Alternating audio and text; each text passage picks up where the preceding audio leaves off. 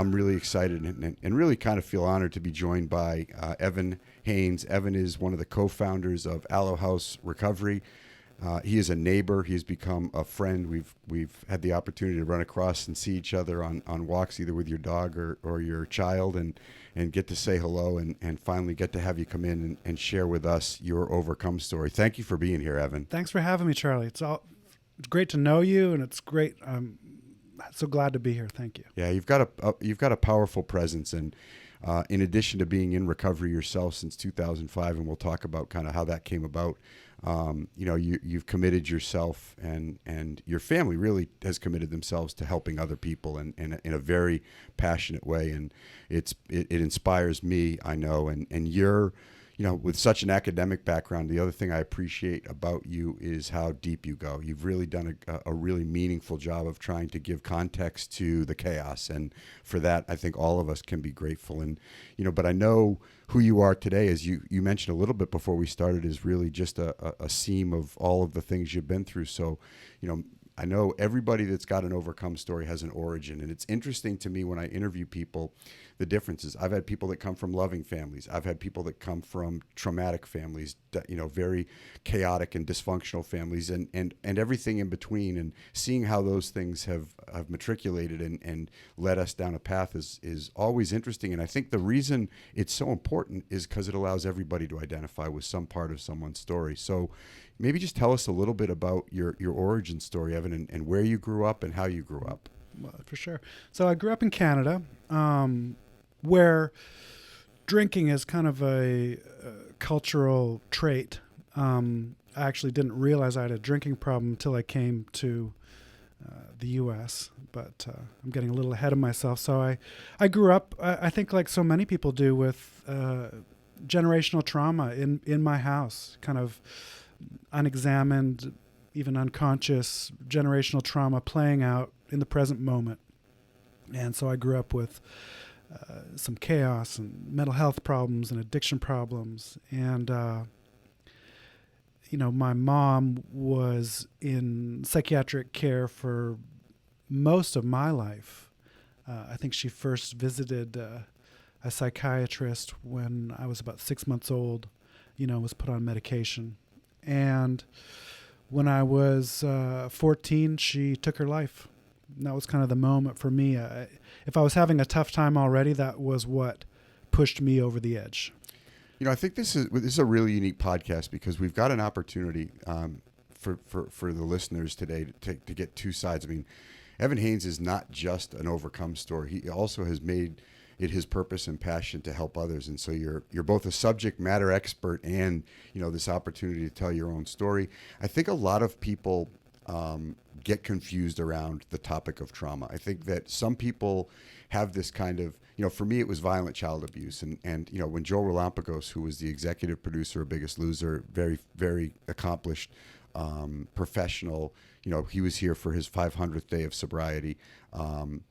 He talked about, just the lens he saw, the lack of attention that he got from his mother. His mother suffered postpartum depression. And, while he kind of came in going, I didn't have any trauma. I never saw a car accident. And my parents never threw me against the wall. And then he realized how trauma played out in his life. And for you, obviously, having your mom take her own life is a real source of trauma. But can you kind of put your hat on as a subject matter expert and maybe just kind of unpack for us, the real essence of trauma and how it impacts us at such a young age, Evan? Yeah, of course. And so I was turned on to the existence of the adverse childhood experience studies by a talk by Gabor Mate that I saw in 2005, the same year we opened Alo House.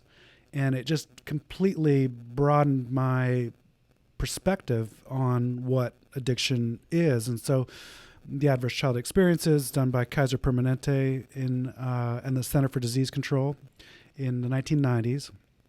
They looked at thousands of Kaiser patients and health outcomes relating back to childhood experiences, and in particular adverse childhood experiences. And those fell into categories, abuse, neglect, and some were obvious, the death of a parent, or a missing parent. Maybe the parent was incarcerated, or abandonment, And obviously, adoption. We know people who've been adopted have some struggles that people who weren't have. Obviously, physical, emotional, mental abuse. But some of these can be really subtle. What I was surprised in when I started working in treatment, and even just in the recovery world, was kind of how subtle some of these adverse experiences can be. Divorce, a parent who wasn't attuned emotionally, who didn't feel connected. And those can add up, so that if someone has, I think it's, if they've had 6 adverse experiences, and I mean, financial stress, some very common things. Right. Mental health problems, obviously, addiction problems, very, very common things. They start to add up. And for a young male who's had 6 adverse childhood experiences, their chance of becoming an intravenous drug user increases by like 4,000%. I mean, if you've had 10, you're almost for sure going to have some kind of addiction problem. But not only addiction, in fact, the adverse childhood experience study started as a study on obesity, as a matter of fact. But they started seeing all of these negative health outcomes, many of them physical, heart disease, respiratory illnesses, COPD, obesity, all of the mental health problems, and addiction just kind of being one.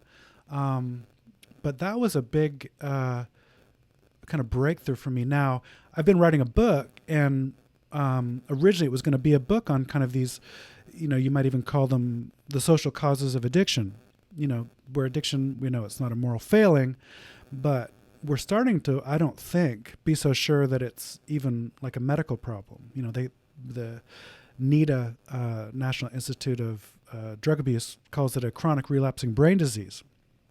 Well, there's some people who dispute that, and I think rightly so.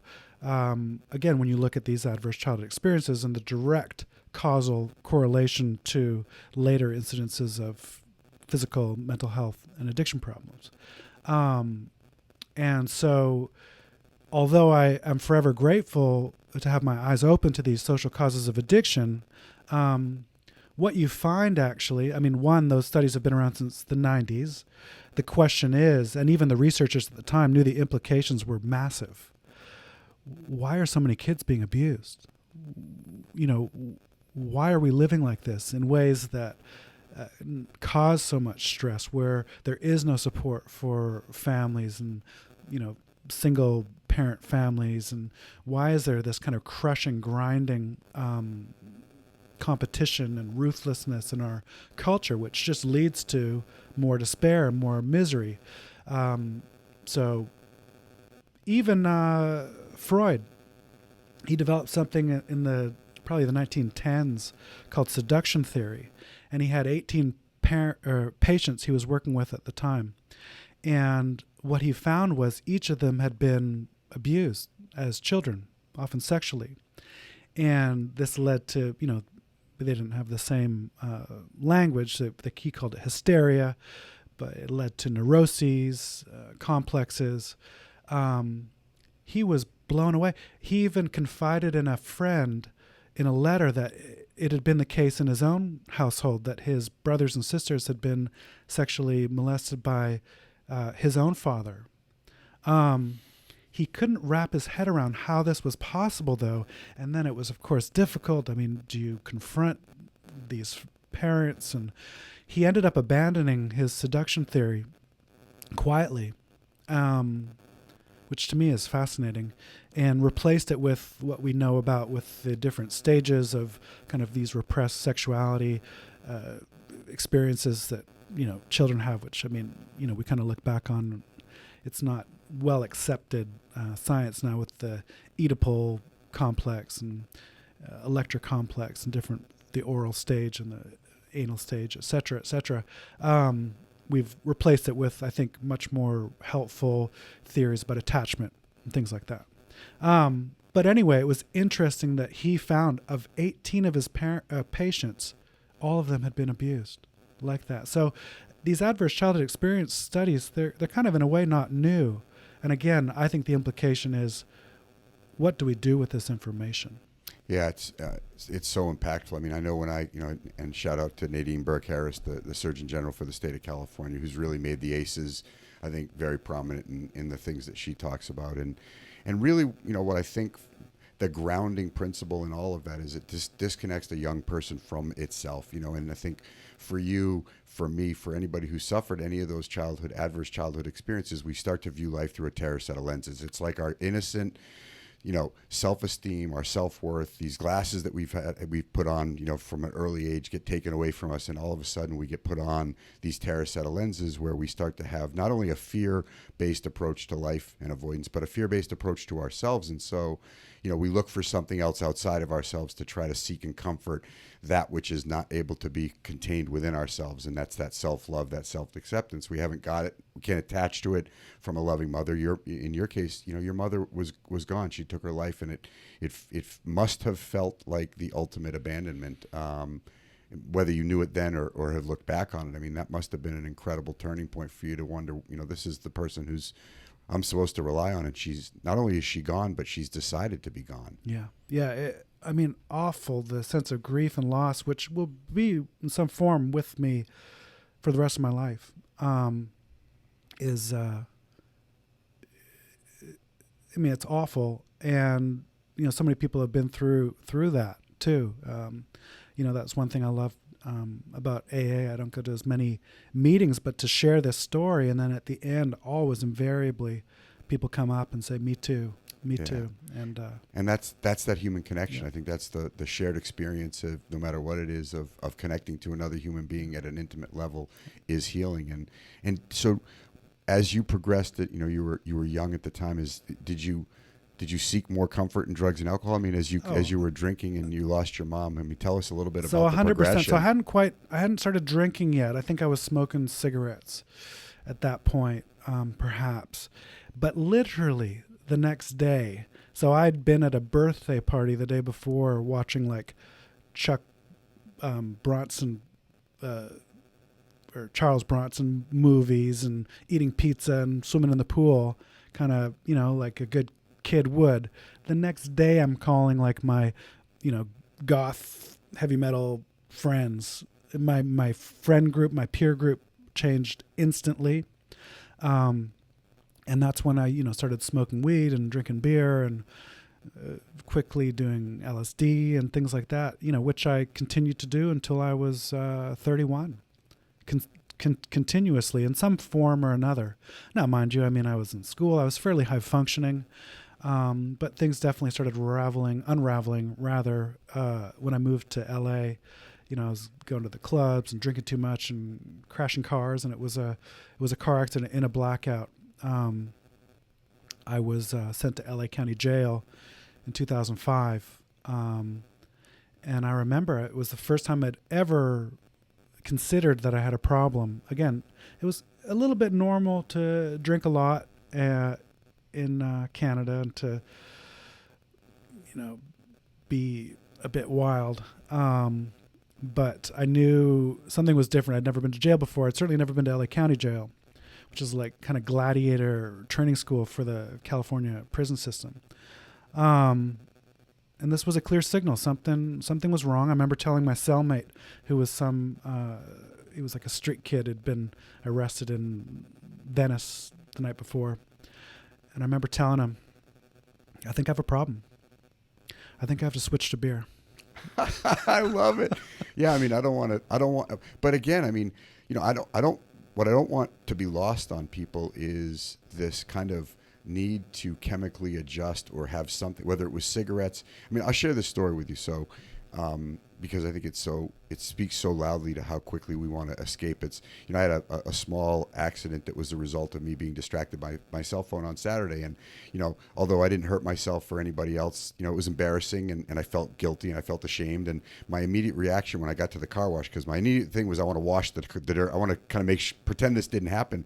And I found myself wanting to go get a Red Bull. Now, I don't drink Red Bull. I haven't drank Red Bull in probably 10 years. But my initial reaction was I just don't want to feel the way I feel now. And I know I can't drink or do drugs, and I'm not going to pick up, chewing tobacco again, but I just wanted to change the way I feel. And, I had to, self-regulate myself through this strong desire to change the way I felt by doing something that I don't normally do. And although it's innocent and sounds innocent, for me, it's a slippery slope, because if I can't deal with the way I feel, as a result of my own kind of fallibility, I need to learn how to in a healthy way without hurting myself or anyone else, or doing something that's going to create shame and guilt. And I think that's one of the things that you just kind of alluded to is, I still wanted to change the way I felt. I think I need to switch to beer, but can you talk a little bit for people that are listening that might feel trapped, how substance abuse works? I always call it simply a chemical solution to an emotional problem.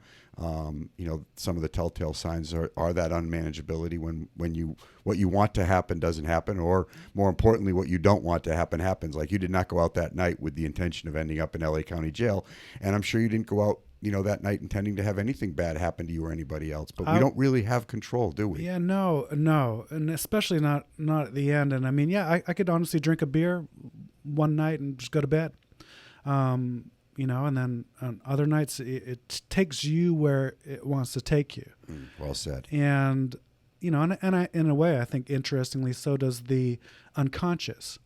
It will show you things that are sometimes very difficult to see, as a way to sort of guide us and to create some kind of balance. And that's what I was looking for. I think I was looking for union, community, connection, and joy. And I've become, again, writing a book that was originally supposed to be about these social causes of addiction. I've become kind of fascinated about worldview, culture, ways of seeing ourselves, ways of seeing the world. And, I talked about intergenerational trauma. I don't know exactly when kind of we went off the rails as a culture. I mean, you can look to traditional cultures where, there's that myth that, like, say, for example, Native Americans have like a gene, or they're not able to metabolize alcohol. I mean, that's a myth. That's not true. They had extremely violently disruptive experiences with being, ripped from their families, and their culture was made illegal, and they were placed on small corners of their former territory, and their whole way of life was destroyed, virtually. And that's what causes addiction. And so I think, in a way, we're all looking for something like that. We're all looking for that sense of belonging. I kind of, and you'll probably resonate with this, looking for the hero within. Like, I look at it as if we're personally on our hero's journey, and that, when my life fell apart, that's the sort of separation. And then, eventually I went through the initiation, and then the eventual return. And it's kind of like the prodigal son. You realize you could never have been separate in the first place, even though we felt as if we were. And though we return to the whole in this new way, with these new eyes, this new appreciation for it. So I feel like we're culturally, as perhaps, certainly as America, perhaps even as a world, going through a massive initiation. I mean, from the outside, it in fact looks like a mass psychosis. And it is, and that's okay. That's part of it. That's the disintegration, that's the chaos that I think is not necessarily, but often a part of the initiation and the eventual return to the whole.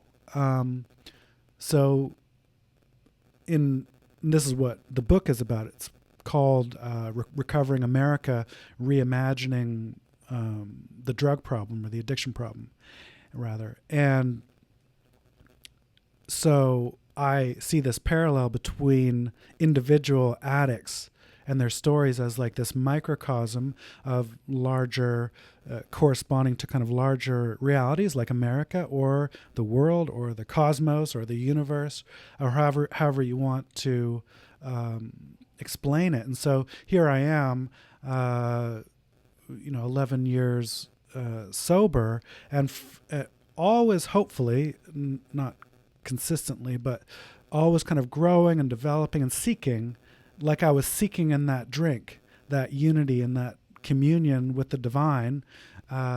I'm still seeking, and I'm seeking now through contemplation, new ways, as far as changing our feelings go. If I'm not feeling right, and I can look for that substance, but it's so temporary. Yes. It passes and it takes its toll. And so now I'm trying to get that feeling by basically changing my mind and changing the way I look at myself and the world. Perhaps, and if someone else appreciates it. I certainly didn't invent it. I've discovered it through, like I say, contemplation, but through reading, through studying, and, that if I could illuminate some of these, historical figures and different philosophers and philosophies, that if I could excite people and help make them enthusiastic too, that no matter how bad it gets, they see that this is kind of part of it. And like we were talking about before, that there's no going around it. And in fact, once you know what it is, nor would you want to go around it, because the real gold can only be discovered if you go straight through it. Yeah, that is, I mean, from a theoretical standpoint, and one of our early guests and a personal friend of mine is George Mumford, who's really successful in the mindfulness space. He started teaching mindfulness in prisons in Cambridge. He alludes to what you're talking about by saying, can you hold the hurt and the hope in the same moment? Can you hurt for what you're feeling, but have hope that it's going to serve you in some way, and that out of it will come, some healing. And I think, you described that so perfectly. It's such a great perspective. And yeah, success leaves clues. There's a lot of incredible philosophies that we should be drawn to and look at, whether it's as a man thinketh, or some of the great philosophers, or Socrates. I mean, I'm so appreciative of, like I said, how deep you'll take us in learning and reinventing, and it's amazing to go from that jail cell. I mean, there you were thinking, I got to switch to. I have a problem. I have to switch to beer. And so, what was it like? Which I did successfully for 3 nights, although it might have been the 3rd night. It's a good run of managing. My first time I ever tried controlling. So I'm lucky. I mean, I know a lot of people go to addiction treatment. I'm obviously involved in addiction treatment. Sure. And in providing it. I never went to addiction treatment. It was something, these planets aligning, stars aligning. I ended up in LA County Jail, an awful soul-crushing experience. Was sentenced to AA. So I already knew when I was switching to beer that I would have to go to AA to fulfill this court mandate, which was fine, and another DUI class, which was fine. And but it was my first time ever trying to control my drinking, ever in my life. And I failed miserably. I had a shot of something at the bar, and that's sort of the last thing I remember. I'm in Mel's Diner. And who hasn't wanted to do this, by the way, so it's kind of cool. But taken my arm and swept every single plate of everything onto the floor. I'm trying to fight people. My shoes are gone. I'm diving into bushes. That was my last night drinking. And thank God I didn't have my car with me, or I for sure would have driven. I guarantee you I would have driven my car. And I remember I woke up the next morning around 11, and actually I felt fine. I didn't remember what happened. And my friend who had slept over on my couch comes into my bedroom and says, "Man, you're an alcoholic." And I was like, "What?" And he starts listing all this stuff he had to put up with watching me do the night before. And each one I could kind of just faintly recall and thought, oh my God, I am. It had never occurred to me.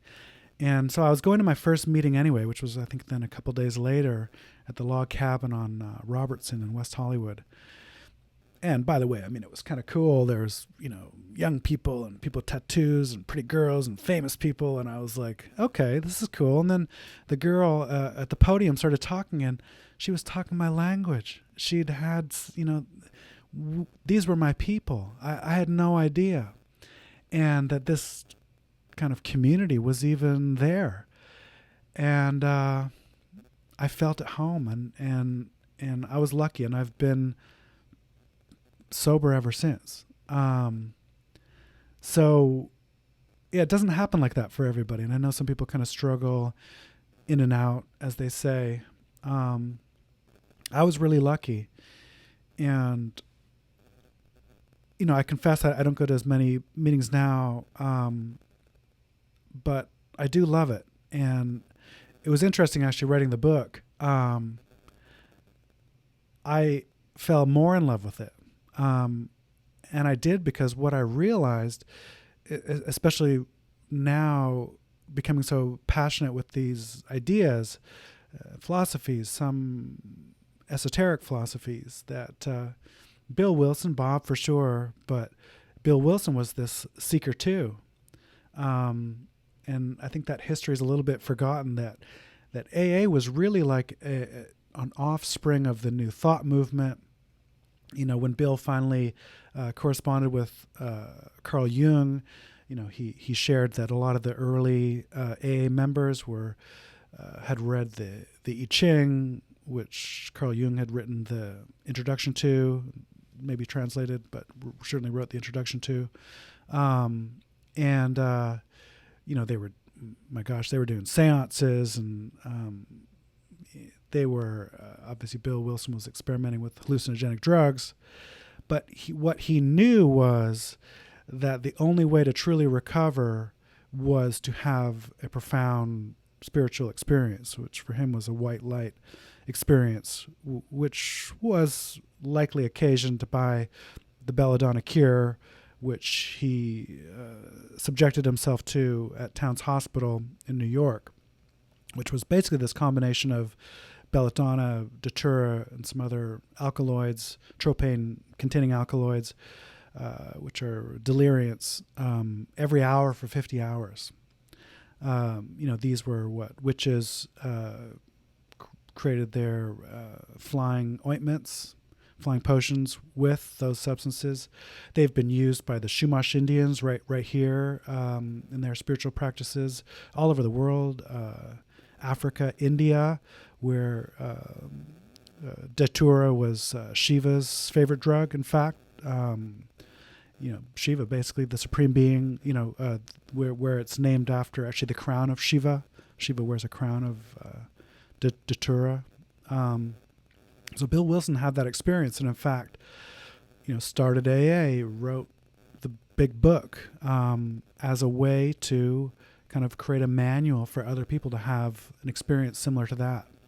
And in fact, even before though he'd written the big book, they would give members Emmett Fox books. So Emmett Fox was this key figure in the New Thought movement, which was also called the Mind Cure movement,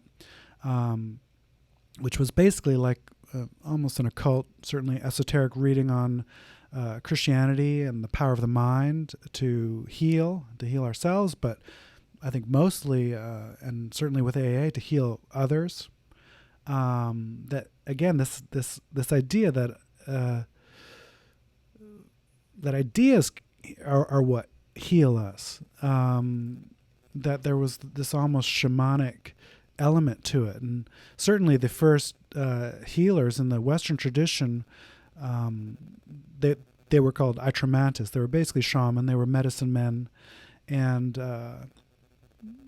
prophet healers, kind of seer physicians, and they would through a process called incubation, where they would basically lie in these caves, and these are guys like Parmenides and Empedocles, and they would lie in these caves for hours, days sometimes, and through this kind of strange sensory perception, talk about mindfulness, they would have these visions, and they would basically journey to the underworld, to chaos.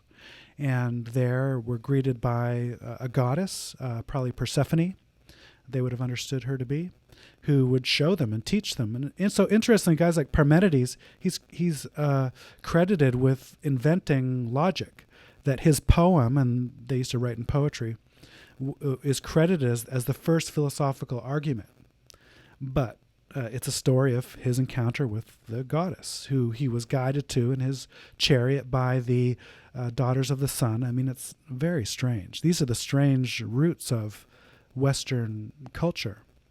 And so the Atramantis, like Parmenides, would heal individuals, yes, but they would heal whole cities, and like all shaman in all cultures around the world, would bring back information.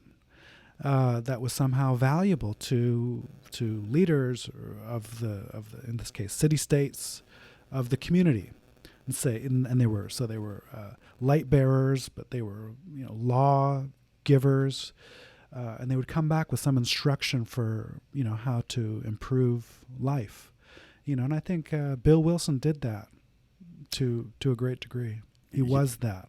Yeah, I mean, what we you use the term seekers, and finding all of these learning opportunities throughout history of how people have dug into becoming self-aware, how whether it's laying in caves and having visions or the other things that people have done, it's becoming self-aware, know thyself, and then decide what you want to do with yourself. I think for you and for me and for many others, part of the overcome journey is finally taking a real look at ourselves, and without those trauma glasses on, and without the foggy mirror, wiping away the avoidance and saying, who really am I, and how did I end up here, and what can I change? And I think that's, what I find to be the most interesting in your story and in most of our stories is the pathway out.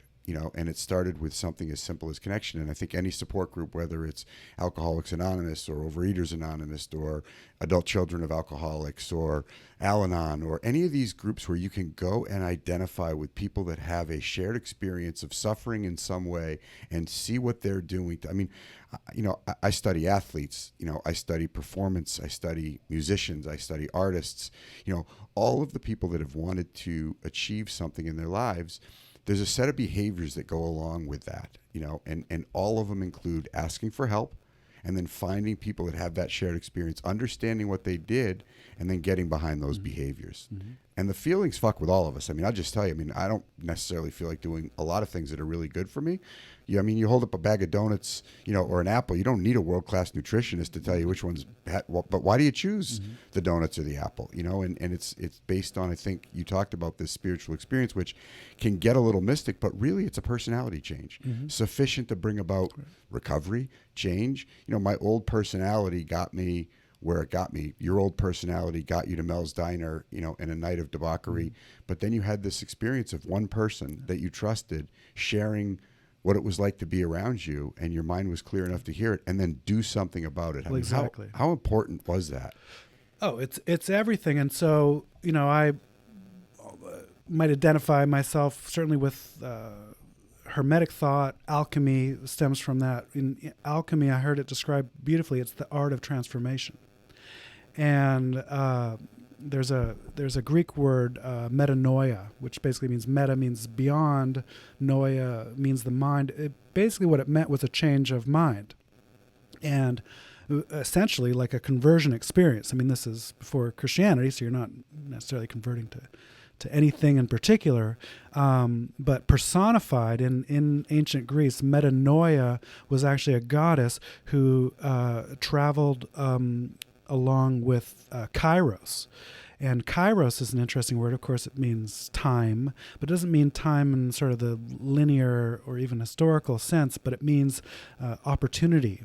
Kairos, the god Kairos, was this represented opportunity that this is the time. This is the time right now for us to change or transform or whatever. But obviously sometimes people don't heed that call. So that's why metanoia travels with Kairos. So metanoia is about kind of regret, or it's this nagging, but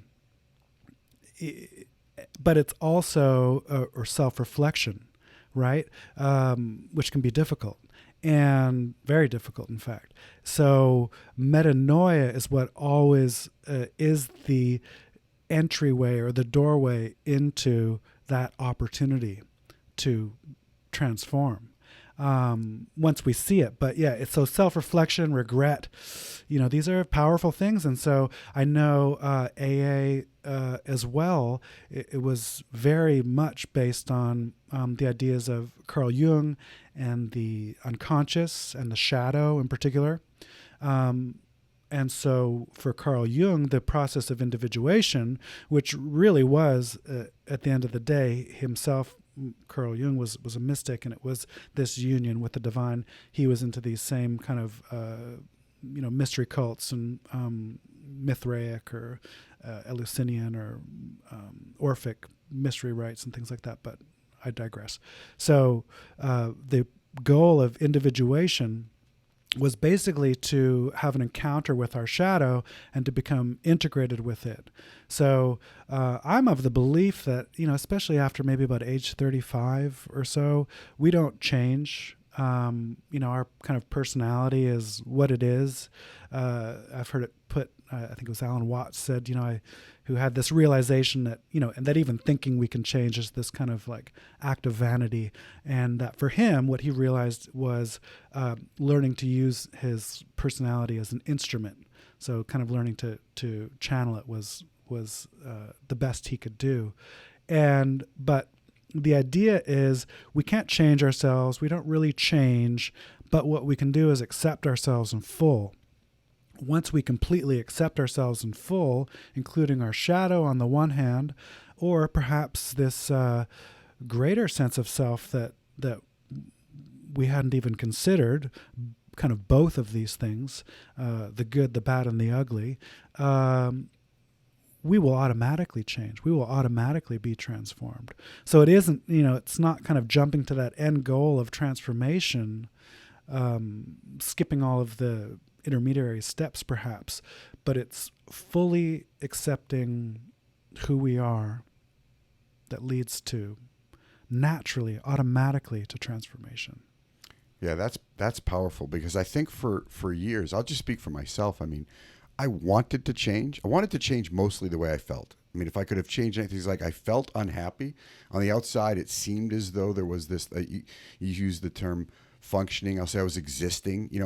I was doing certain things that looked on the outside, like I coached my kids in sports and said, I'm a good dad. I was making a living, so I must be a good, provider. And, I hired employees, so I must be a good boss. But it was very transparent and it was very superficial and there was no depth to it. And how I felt inside, bit of imposter syndrome, I guess I'll say. I really never felt like what was happening on the outside was a reflection of how I felt on the inside. I think, I always describe it simply as we have these two dials, the beliefs that we have about ourselves and the behaviors we engage in. And really the goal of my life now is to keep those things in alignment, and really get grounded as to who I am, what I stand for, how I want to live, and then engage in the behaviors that are consistent with that. It kind of gives me a center point, a grounding point of feeling good about myself. I'm not lying to myself anymore. I'm not, I read on the cards I give people, I ask myself a simple question: is what I want for my life consistent with what I do in my life? And, I kind of have this very simple measuring stick. It's like, am I hydrating? Am I exercising? Am I investing in the things I value? And it's like, I think you just said it so eloquently, and I've never heard it so described, which is it's that process of knowing all parts of myself, accepting my fallibility. I think we have two pieces. When you use the analogy of a car, it's like we have two pieces of glass when we get in a car. There's a rear view mirror and a windshield. The rear view mirror is smaller. This kind of past, this kind of regret, this kind of, reflection, if you would, of where we've been. It teaches us things, as you say. It's not to be discounted. You would never want to get in your car without a rear view mirror. But the windshield is 10 times bigger. It's way more important. So they both have value. You wouldn't want to drive with either of them, but where you're going is way more important. But it's that whole thing, shout out Clint Eastwood, the good, the bad, and the ugly. Radical self-acceptance, and really focusing on the things that we can control in our lives, which is our attitude and our effort, that brings about, I guess, like this metamorphosis. It's not, it's not, because I say this so passionately because for years I wanted to change. I didn't like myself. I didn't like the way I felt about myself, and I wanted to change the way I felt. And there I see you. I can only imagine you in lockup. You didn't have a frontal lobotomy. You didn't have electroshock therapy. You didn't have plastic surgery. You didn't. You're really the same kind of physical embodiment of who you were. But what you've done, in terms of your internal process of accepting yourself, has allowed you to love yourself. And that's, I think, what trauma separated us from, was truly, if my mother will leave me, if my father will beat me, there must be something wrong with me. And no, there's nothing wrong with you. Yeah. You're lovable, you're acceptable, you're worthy just who you are, but you got to behave a certain way to be able to kind of have that sink in, And absorb. it's self-acceptance and it's self-compassion. Gabor Mate talks a lot about that. And through self-compassion, understanding, say, where our addiction, or even if we're not addicted people, where other maybe behavioral traits, maybe negative ones, come from. And we all have them. Things, the 7 deadly sins. I mean, these are, I think they're part of our almost biology. I mean, those would have been our survival behaviors, survival drives. I don't think they serve us in the same way as we become more conscious, but it's not like we just say, okay, that was great. Thank you, evolution. It was nice knowing you. They're always going to be with us. So it's learning to accept those parts of us. And then we've also had these negative experiences. So we start to connect the dots and see, gosh, that's why I'm afraid, or I'm insecure, or I'm worried someone's going to take something from me, or that I'm not going to get what I need, or, that the lack of affection or attention that I had as a child has really marked me, today. I might not be able to change that entirely. I have an attachment style. You can talk to my wife. I'm not like snuggly and huggy, and she's learned to accept me. I've learned to accept me. I think in that acceptance, I become a little more loving or a little more cuddly or whatever. But there's some things about me that's my style. But there's so much more to us too. Like even Jung talked about, he sort of developed the different, I forget what he called them, but there was the introvert and the extrovert. He eventually discovered that there was something else. There was this intuitive side, this irrational, this consciousness itself, which is the feeling. I mean, an animal might feel anxiety or rage or love even, but there's something about human beings, and they actually say crows might have it too, but it's this consciousness of our consciousness, which can create these awful, once you introduce things like regret, etc., shame, it can introduce these awful sort of feedbacks, which can lead to anxiety and things like that. Or we can even become anxious about our anxiety, and, we become neurotic, frankly, but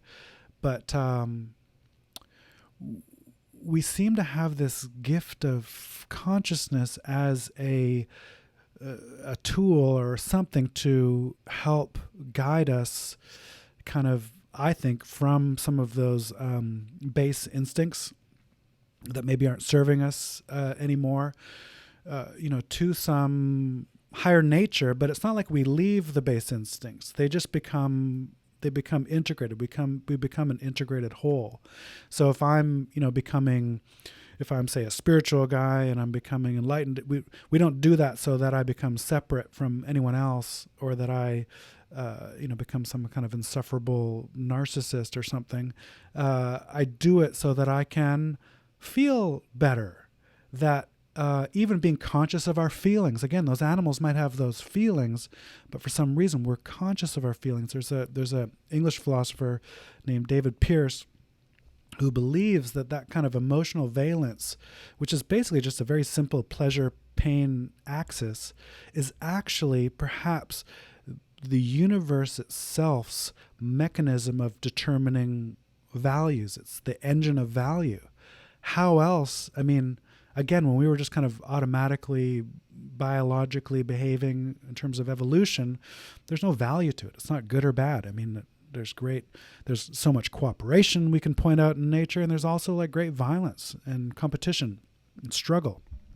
So, though something about our humanity seems to indicate that the sort of emotional valence, our feeling that this doesn't feel right, that intuition, or this feels good, that is the universe itself gaining the ability to essentially design into, like you talked about the windshield, that with an eye to the past, for sure, we're visioning the future, and we're visioning a better future, one where there's less suffering. So David Pierce, actually, he has something called the Abolitionist Project, which is it's an idea, it's a manifesto, I suppose, to abolish all suffering.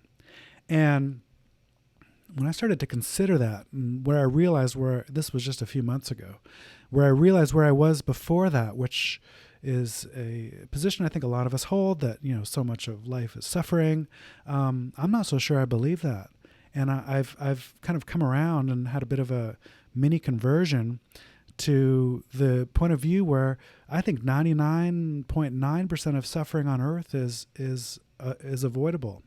James Sabatino, in his new documentary, I think Russell Brand was part of it, and a lot of thought leaders, very esoteric journey through his own self-discovery, talks about that in one of the segments, which is very powerful. And he's with a shaman or a spiritual leader of some sort in Indonesia, and they talk about suffering being an illusion, and it is just it's a context of how we view a situation, and we've created it. We created it.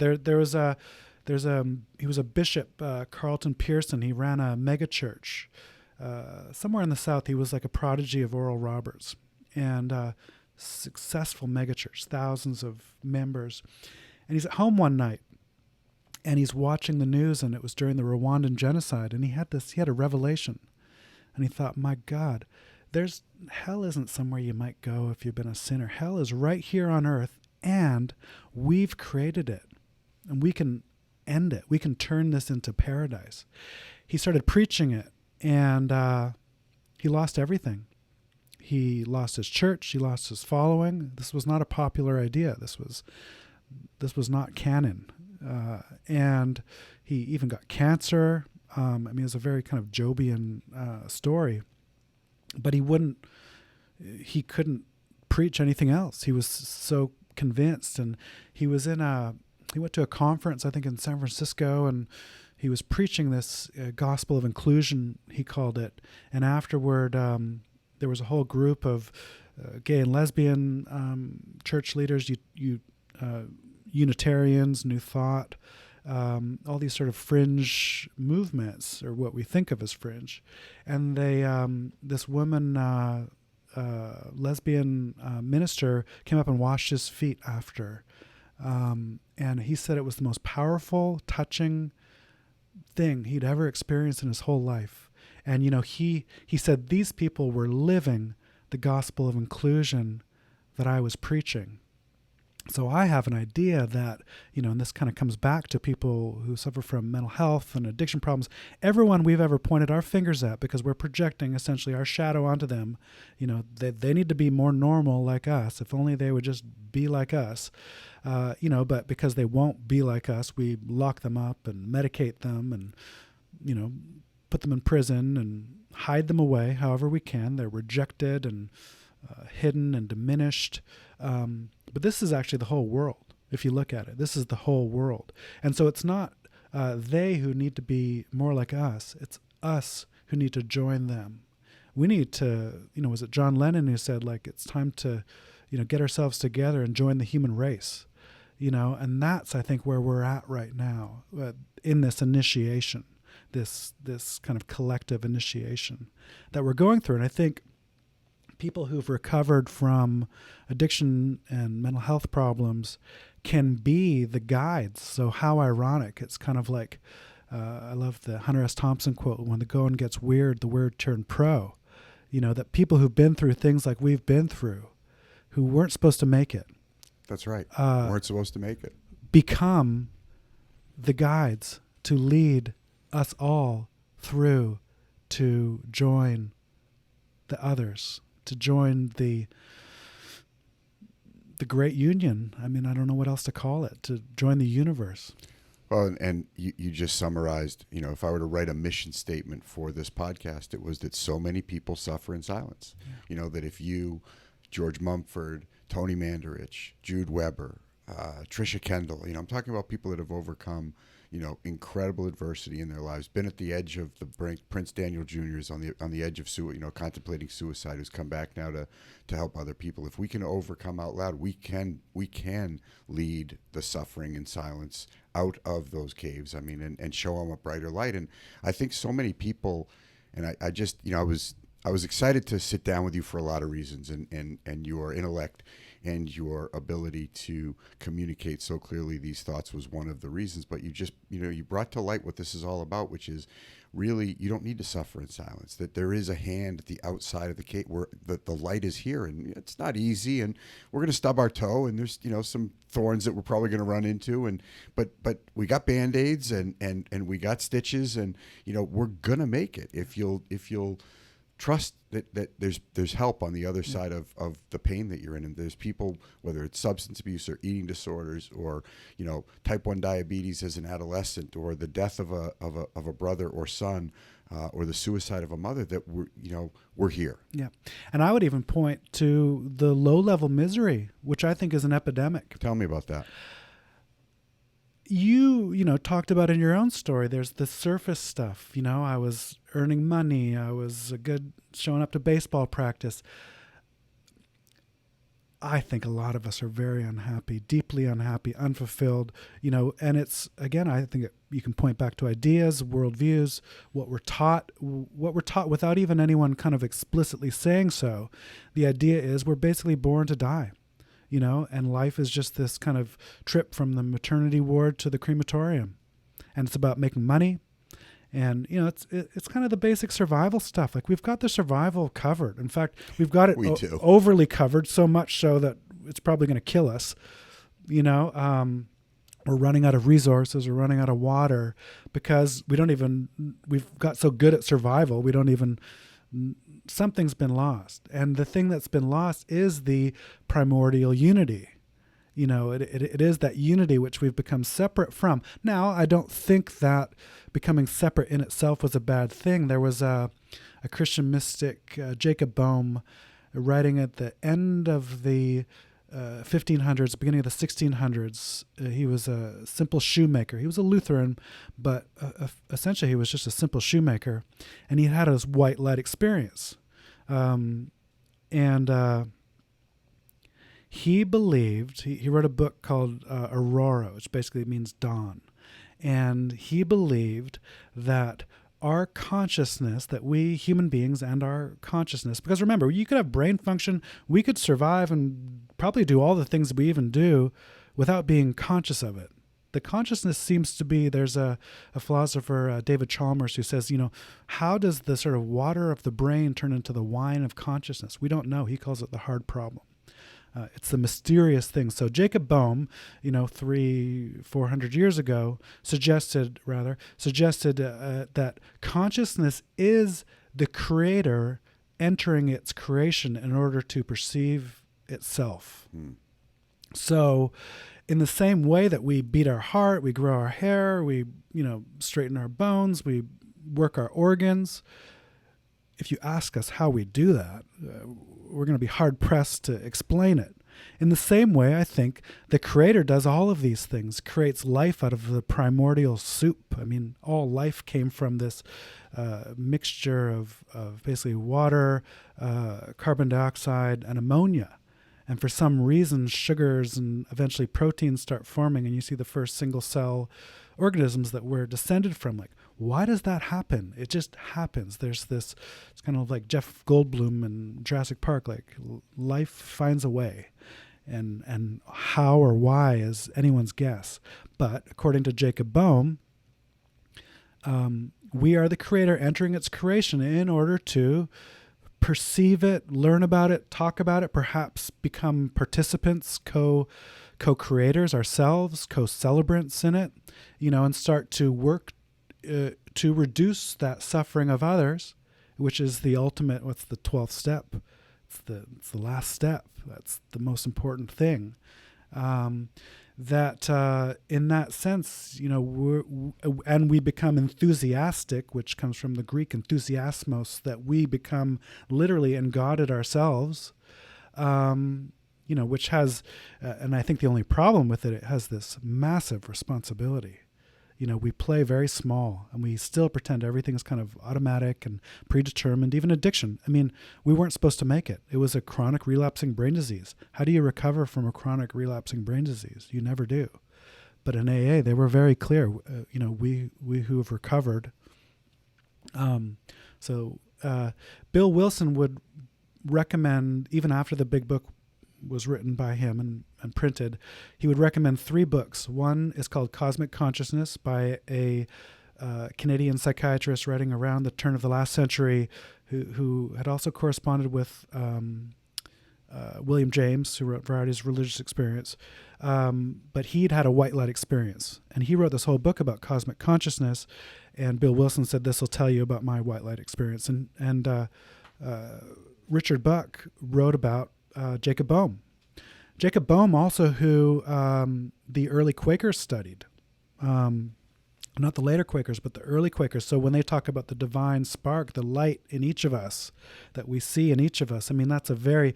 Jacob Boehme was a student of Paracelsus, the alchemist. I mean, this goes back to ancient Hermetic thought, Greek Hermetic thought. It goes back to Egyptian thought. So these are like ancient practices, ancient philosophies. It's been called the perennial philosophy by Aldous Huxley. So Bill Wilson would recommend Cosmic Consciousness, Varieties of Religious Experience, and The Doors of Perception. Those were the 3 books he constantly recommended to everyone. And they're actually, I've read them. They're great books.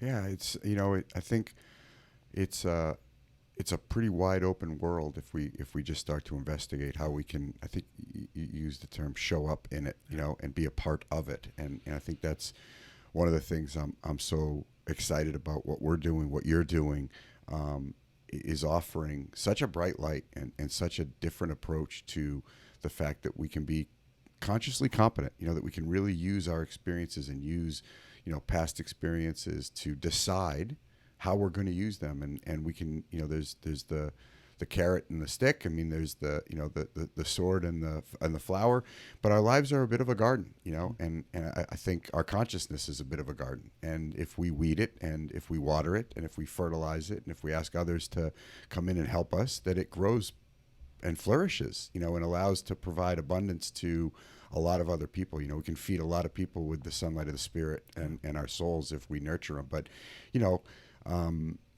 I lived with a pretty blackened soul. I did not tend, I did not cultivate, I did not weed my soul for a long time, and it got pretty dark. And I think that's part of what we're doing today. And I'd ask, as we start to wrap up, if there is a sufferer, based on all of the experience you've had, what are the kind of the blocking and tackling recommendations or suggestions, or insights you could give somebody who's in the cave, who's struggling, who's suffering in silence, with some form of whether it's addiction or mental health issue or depression or anxiety. What are the Evan Haynes, kind of GPS coordinates to at least make a step to start walking out?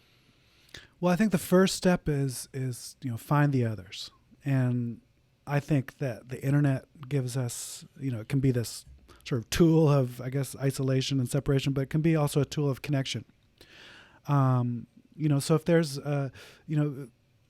suffering is a very diverse thing. There's so many different forms of suffering, unique experiences of suffering, but they're never entirely unique. So you've been through something that you will find others have been through and that you can connect with. So very first step is find those other people who've been through that stuff. I love that. And that's critical, that none of this has to be done alone, and that it is our isolation.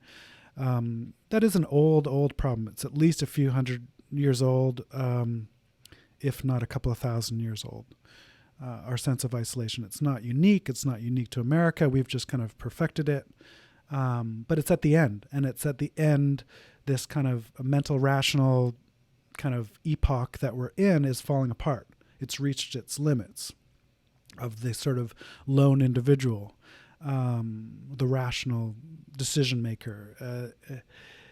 So much of life is irrational, and there's feelings, and those feelings are very important. You know how they will say, like, F your feelings, or facts aren't feelings, or I don't know what they say, but that whole thing is over.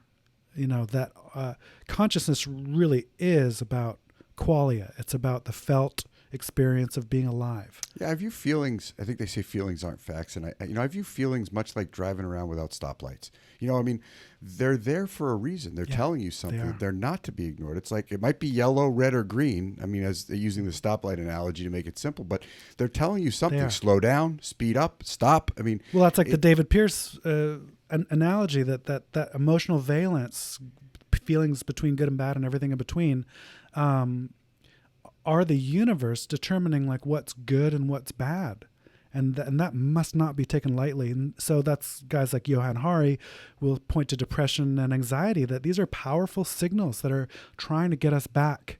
In the example he uses, that, if you were separated from your tribe, you would have felt anxiety, and the anxiety would have motivated you and driven you to find your people again, and to reconnect with them. So that's where I think we are at. Yeah. And so so it's definitely about finding the others, then as well finding a sense of awe and wonder and enthusiasm somewhere.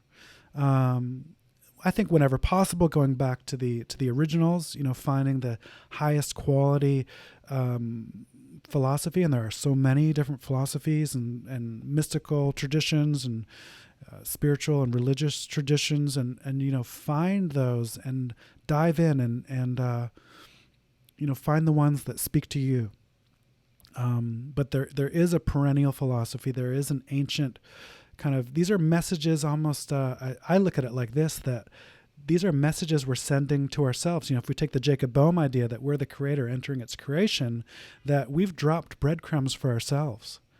Because, I mean, only in the sort of mental rational era do we think of time in terms of this arrow that, we were so primitive then and we're so modern now, gosh, we were so dumb, the stuff we used to believe. But no, there is no kind of past, present, and future in that sense, in that there's this single arrow. It's more like we can draw from all of this. We can draw from the past, we can draw from the future. And in that sense, I think we've left, people talk about aliens and time travelers. I think we're visiting ourselves from the future right now, trying to wake ourselves up and tell ourselves something important, like this life is amazing. So find the wonder, find the awe in nature, in something somewhere, that life is so much weirder and more awesome than we think, and that kind of insight is available to anyone, and it's right under our noses. It's not hard.